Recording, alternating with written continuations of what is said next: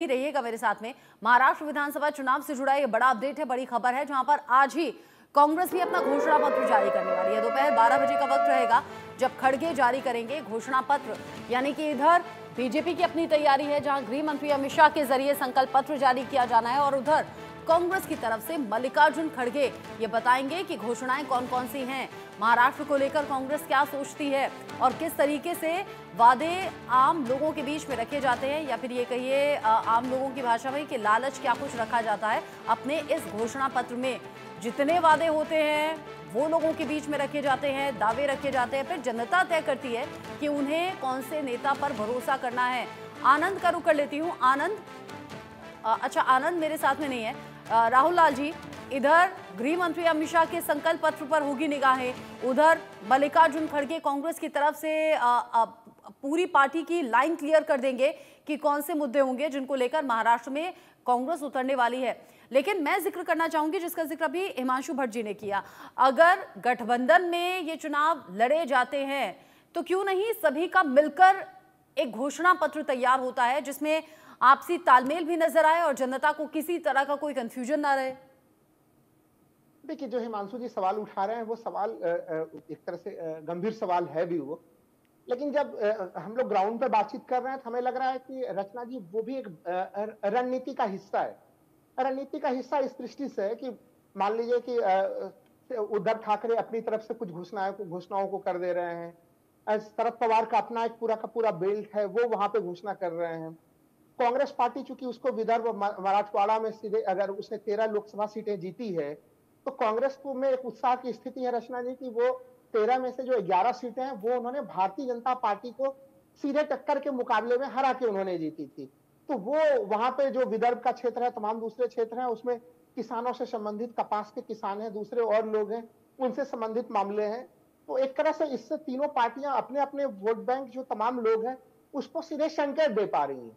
तो वो ये हमें लग रहा है कि यही कारण है कि अगर ये लोग चाहते तो समन्वित होकर एकीकृत होकर आराम से एक घोषणा पत्र जारी कर सकते थे, लेकिन अपने अपने मतदाताओं तक अगर मान लीजिए कोई मुद्दा कहीं छूट ना जाए, तो कुछ रूप में रह ना जाए, तो इसलिए हमें लग रहा है कि स्ट्रेटेजिकली रणनीतिक तौर पे इन्होंने तीनों पार्टियों के अपने अलग अलग वचन पत्र घोषणा पत्र जारी हो रहे हैं। लेकिन जो एक बड़ा मुद्दा यहाँ पे लगातार उठाया जा रहा है, अगर मैं महाविकास अघाड़ी की तरफ से कहूँ, देखिए महाविकास अघाड़ी इस मामले को उठा रहा है कि जो बड़े प्रोजेक्ट्स हैं वो बड़े प्रोजेक्ट्स उठा के जो है वो महाराष्ट्र से गुजरात ले जाया जा रहा है। हम लोगों को भूलना नहीं चाहिए कि महाराष्ट्र और गुजरात के बीच में जब से गुजरात का बंटवारा हुआ है, उस पुराने ऐतिहासिक पृष्ठभूमि में देखें एक तनाव की रेखा रही है। तो उस तनाव की रेखा को लेके भी उस रिफ्ट का भी प्रयोग राजनीतिक दल कहीं कहीं इस चुनाव में कर रहे हैं। और जिस तरह से उद्धव ठाकरे की पार्टी जो है वो टूटी, फिर जो है कि शरद पवार की पार्टी टूटी, तो वहां पे भी कहीं कहीं सहानुभूति वोट उस नाम पे भी एक तरह से जमा करने की कोशिशें हो रही हैं। हाँ। लोकसभा चुनाव में काफी ज्यादा उसका सफल प्रयोग जो है कि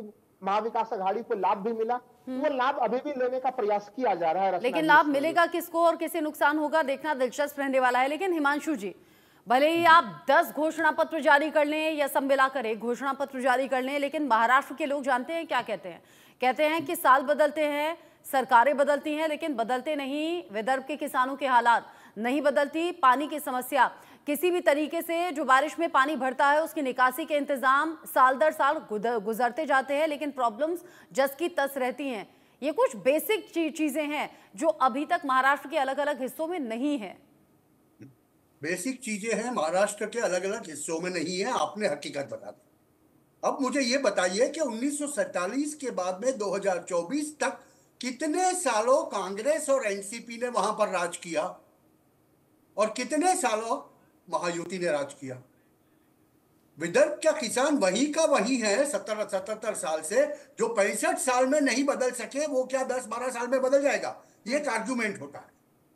मैं इसको जस्टिफाई नहीं कर रहा हूं, मगर मैं सीधा बता रहा हूं आपको कि जब ये घोषणा पत्र की बात आती है, और जैसे सब लोग विदर्भ का ये जिक्र कर रहे हैं, अलग अलग भी कर सकते थे, एक साथ में भी कर सकते थे, कुछ नहीं है, तो क्यों नहीं हुआ भैया?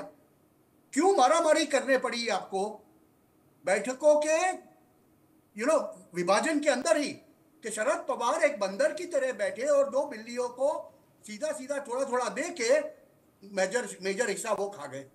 अभी 85 सीटें, कभी आज तक का इतिहास है कि एनसीपी जब संगठित थी तब भी उन्होंने 85 सीटें नहीं जीती है। उनका 85 सीटें लड़ने का कोई दावा ही नहीं बनता है।